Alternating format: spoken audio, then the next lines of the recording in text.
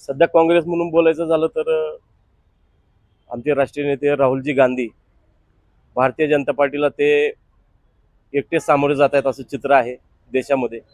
राज्यामध्ये आमचे प्रांताध्यक्ष हर्षवर्धनजी सपकाळ साहेब असतील, तेही प्रत्येक ठिकाणी नगर परिषदा असतील, होऊ घातलेल्या जिल्हा परिषद पंचायत समितीच्या निवडणुका असतील, प्रत्येक ठिकाणं स्वतः सामोरं जाऊन आणि कार्यकर्त्यांना सोबत घेऊन अडीअडचणी सोडत या कठीण प्रसंगात सुद्धा ते पार्टीसाठी काम करत आहेत. ती परिस्थिती जिल्ह्यामध्ये दिसून येत नाही.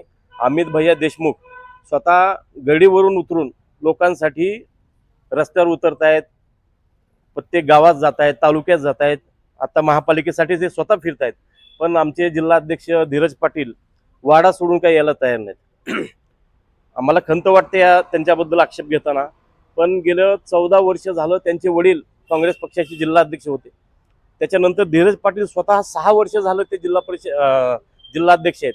त्याच्या आधी ते जिल्हा परिषदचे अध्यक्ष होते. होऊ घातलेल्या जिल्हा परिषद निवडणुकीच्या अनुषंगानं बोलायचं झालं तर 55 गट आणि गण जिल्ह्यात इतर गण आहेत.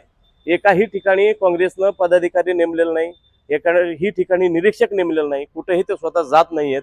नगर परिषदेलाही आम्ही तोच अनुभव घेतला. कार्यकर्त्यांच्या पाठीशी कुठेही ते उभं टाकलेलं नाहीत.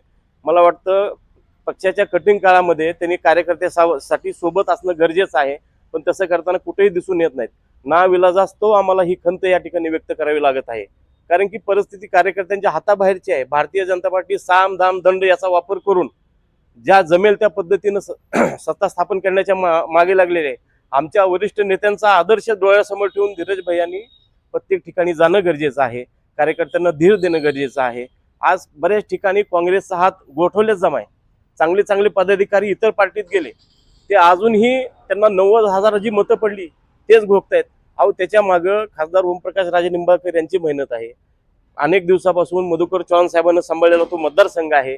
जरी ते आज राजकारणात सक्रिय नसले, कार्यकर्ते त्या ठिकाणी प्रत्येकजण सक्रिय आहे, याचाही त्यांनी विचार केला पाहिजे. आणि ही लढाई भारतीय जनता पार्टी विरोधातली आहे.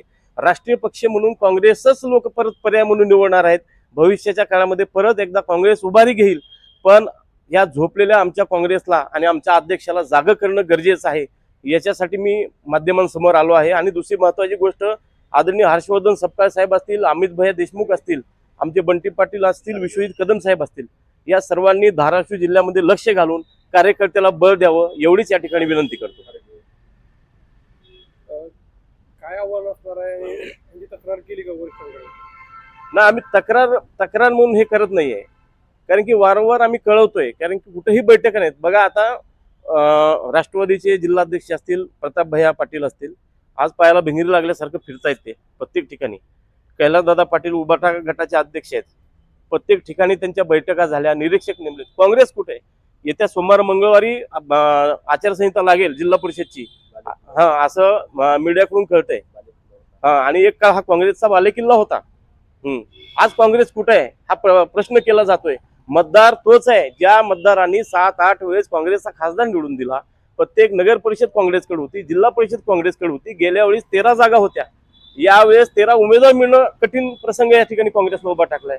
तरी देखील जिल्हा अध्यक्ष कुठेही कार्यकर्त्यासाठी उतरून आलेले दिसून येत नाहीत. साधारणतः आमची नगर परिषदची निवडणूक झाली, कुठे बैठका घेतल्या नाहीत. कार्यकर्त्याला स्टेशनरी सुद्धा मिळाली नाही.